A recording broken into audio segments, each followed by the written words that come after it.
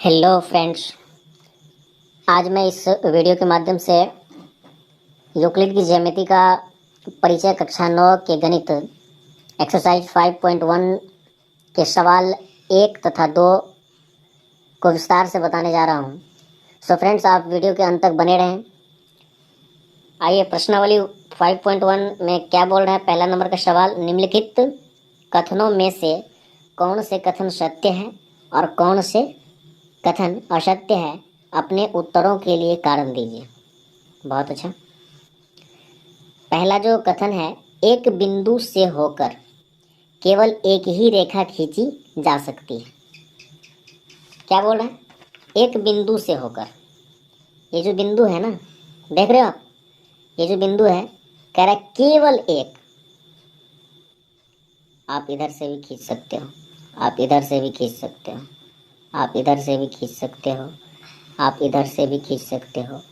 मतलब इस बिंदु से एक नहीं, कई सारे ऐसे रेखा है जिसको हम और आप खींच सकते हैं। तो ये जो कथन है ना, एक बिंदु से होकर केवल एक ही रेखा खींची जा सकती है, ये बिल्कुल क्या है? गलत है, असत्य है। इसको हम लोग क्रॉस करके दिखा देंगे कि ये असत्य है। दूसरा क्या बोल रहे हैं? दूसरा बोल रहा है दो भिन्न बिंदुओं से होकर, दो भिन्न बिंदुओं से होकर जाने वाली असंख्य रेखाएं। इसको भी हम लोग चित्र के माध्यम से समझते हैं। क्या बोल रहा है? दो भिन्न बिंदु। ये दो भिन्न बिंदु है और इससे हम और आप एक रेखा खींच सकते हैं, लेकिन यहाँ पे कह रहा है असंख्य रेखा। क्या बोल रहे हैं? दो भिन्न बिंदु से होकर जाने वाली असंख्य रेखाएं हैं, लेकिन यहाँ पे तो दो भिन्न बिंदु से जो है एक ही रेखा खींची जा सकती है। अगर हम पुनः इस बिंदु से होकर के अगर चाहेंगे तो ये अलग, तो केवल एक ही रेखा हो सकती। तो इसका भी कथन क्या है? असत्य है। इसका भी कथन क्या है? असत्य है, क्योंकि आप देख रहे हैं कि दो भिन्न बिंदु से केवल एक ही रेखा खींची जा सकती है और ये बोल रहा है कि असंख्य रेखाएं हैं, जाने वाली असंख्य रेखाएं हो सकती है। तो इसका कथन क्या है? असत्य है। तीसरे नंबर पे आते हैं, एक शांत रेखा दोनों ओर अनिश्चित रूप से बढ़ाई जा सकती है। एक शांत रेखा दोनों ओर, यहाँ पे क्या बोल रहे हैं? ये एक शांत रेखा है। शांत का मतलब इधर भी जैसे ए और बी शांत है, ठीक है। ये क्या है? शांत है, बिल्कुल शांत दिख रहा है आपको। और कह रहे दोनों ओर आप इधर भी और इधर भी आप क्या कर सकते हैं? अनिश्चित रूप से बढ़ा सकते हैं। तो ये कथन बिल्कुल परफेक्ट है, बिल्कुल सत्य है, ट्रू है, ठीक है जी। तो एक शांत रेखा दोनों ओर अनिश्चित रूप से बढ़ाई जा सकती है, बिल्कुल सही है। इसका कथन बिल्कुल सही है। आते हैं चौथे नंबर पे, यदि दो वृत्त बराबर है तो उनकी त्रिज्याएं बराबर होती है। चलिए, दो वृत्त बराबर है, मानकर चलते हैं कि ये वृत्त और ये वृत्त दोनों क्या है? आपस में बराबर है। दोनों बराबर है, आकृति में बराबर है, तो दोनों की त्रिज्या जो है ना, ये त्रिज्या, ये दोनों आपस में बराबर है, बिल्कुल बराबर होगी। और इस तरह से इसका भी जो कथन है ना, ये 4 नंबर का, दो वृत्त बराबर है तो उनकी त्रिज्याएं बराबर होती है, बिल्कुल परफेक्ट है। क्योंकि वृत्त बराबर तब हो सकती है जब त्रिज्या बराबर होगी। आकृति 5.9 यानी 5.9 में यदि A B equal to P Q दे रखा है, A B equal to P Q, यानी कि ये जो ए बी की लंबाई है ना, ये पी क्यू के बराबर है, और P Q equal to X Y है, P Q equal to X Y है। तो यहाँ पे तो A B equal to X Y होगा, होगा कि नहीं होगा? ये कह रहा होगा। ये कथन सही है या गलत है? इस चीज़ को आइए चित्र के माध्यम से हम लोग समझने का प्रयास करते हैं, ठीक है जी। क्या बोल रहा है? क्या बोल रहा है? ये बोल रहा है ए बी, आप इसको यहीं पर समझ लें। क्या बोल रहे हैं? ए बी, ए बी जो है, आप देख रहे हो, ए बी इक्वल टू कितना दे रखा है? पी क्यू दे रखा है, पी क्यू। इसको आप इक्वेशन 1 कर लो। फिर इन्होंने क्या बोला? P Q equal to X Y, P Q equal to X Y, इसको इक्वेशन 2 कर लो, ठीक है। तो इनका क्या कहना है, A B equal to X Y. अब ए बी बराबर एक्स वाई हो सकता है जी, क्यों नहीं हो सकता, क्योंकि ए बी बराबर अगर पी क्यू है ना, तो पी क्यू बराबर तो एक्स वाई है, तो आप इसको कह सकते हैं A B equal to X Y. यानी ये जो कथन है बिल्कुल परफेक्ट है, हो सकता है इस बिल्कुल A B equal to X Y हो सकता है, बिल्कुल हो सकता है, होगा ही। तो ये 5 नंबर का जो है ये कथन सही है, सत्य है।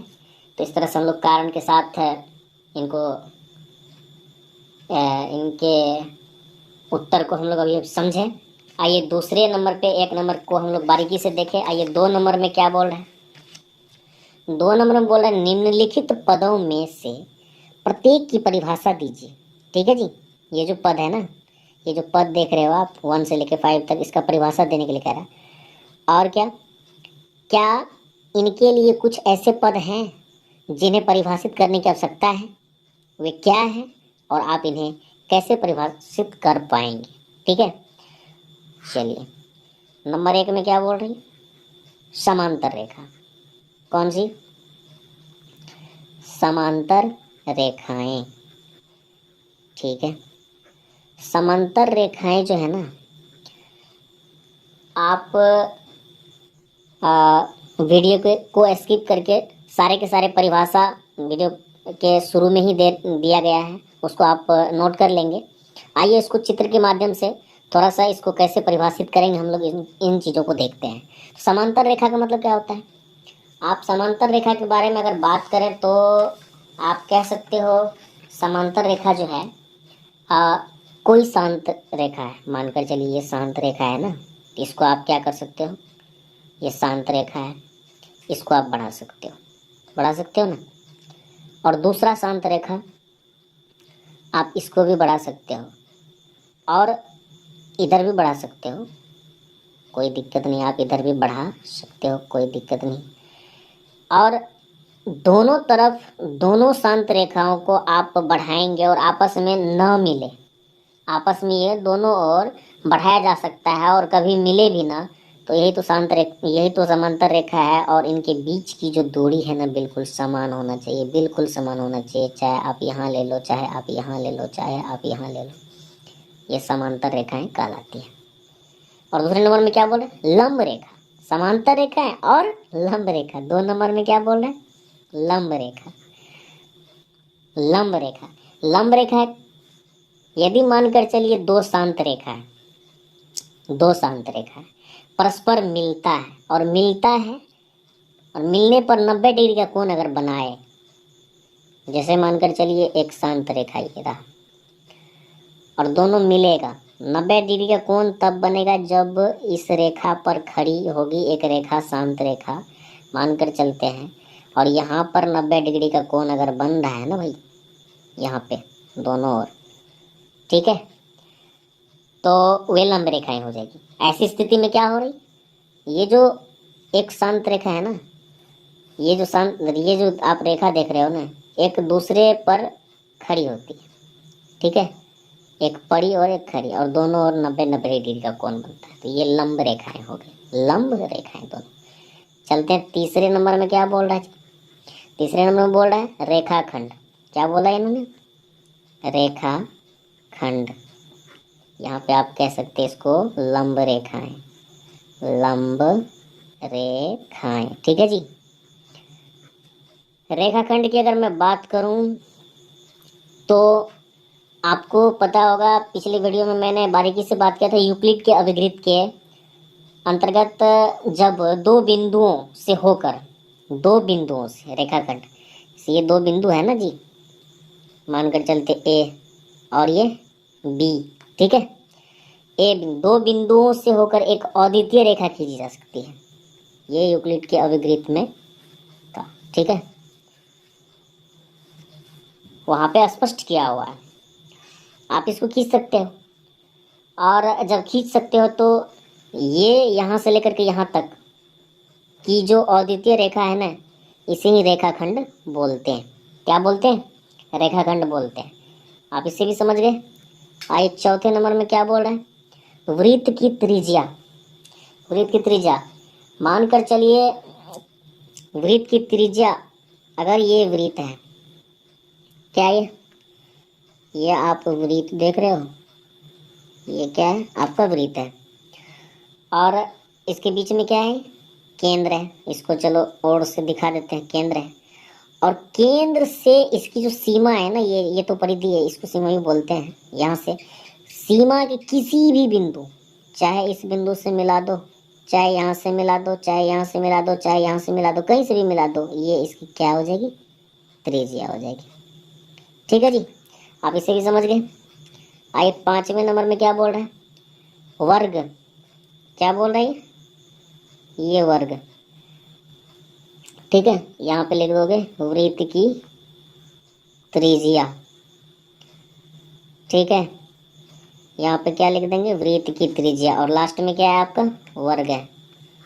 वर्ग की अगर मैं बात करूँ तो वर्ग वह क्षेत्र होता है जो चार समान लंबाई की सरल रेखा होनी चाहिए। इसमें 4 समान, बिल्कुल समान।